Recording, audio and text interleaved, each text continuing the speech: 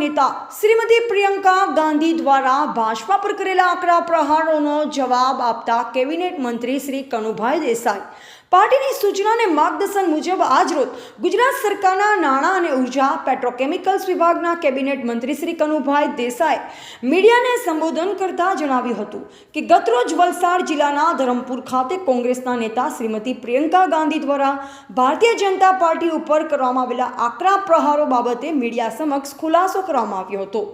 Media સમક્ષ press conference યોજી તેમના નિવેદનને રદિયો આપી તેમના આક્ષેપોને વખોડી કાઢ્યા હતા।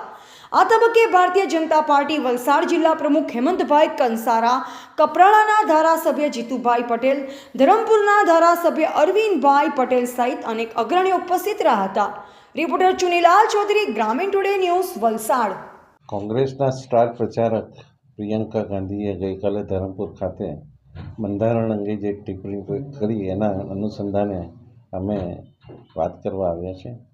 ખાસ કરીને ભારતનું બંધારણ ઐતિહાસિક છે અને એ બંધારણ દુનિયાના બધા દેશો કરતાં શ્રેષ્ઠ છે અને એ બંધારણ સાથે છેડછાડ કરવાનો સૌપ્રથમ પ્રયત્ન 1975માં એમના દાદી શ્રી ઇન્દિરા ગાંધીજી દ્વારા કરવામાં આવેલો અને ત્યાર પછી 21 મહિના બાદ જે ચૂંટણી આવી એમાં લોકોએ જે પ્રતિસાદ આપેલો સમગ્ર ભારતમાં એક એવો વંટોળ ફેલાયેલો કે લોકોએ લોકશાહી બચાવવા માટે મતદાન કરેલું અને ફરીથી જનતા પાર્ટીની સરકાર માનનીય વડાપ્રધાન શ્રી મોરારજીભાઈ દેસાઈની આગેવાની મળી।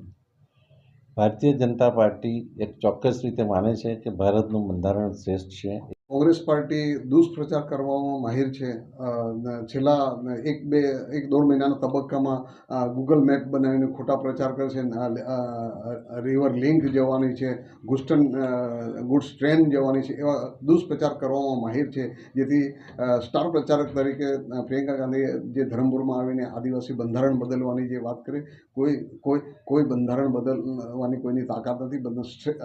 ભારત દેશનું શ્રેષ્ઠ બંધારણ ડૉક્ટર બાબા સાહેબ આંબેડકરે બનાવેલું છે। એમાં સંપૂર્ણ પ્રાવધાન આદિવાસીઓથી લઈને સમગ્ર સમાજ, ખાલી આદિવાસી નથી, સમગ્ર સમાજને બંધારણ આપેલું છે ને બંધારણ તાકાતવર છે, બંધારણ મજબૂત છે। એટલે આ વોટ મેળવવા માટેની, વોટની રાજનીતિ કરવા માટેનો આ દુષ્પ્રચાર થઈ રહ્યો છે।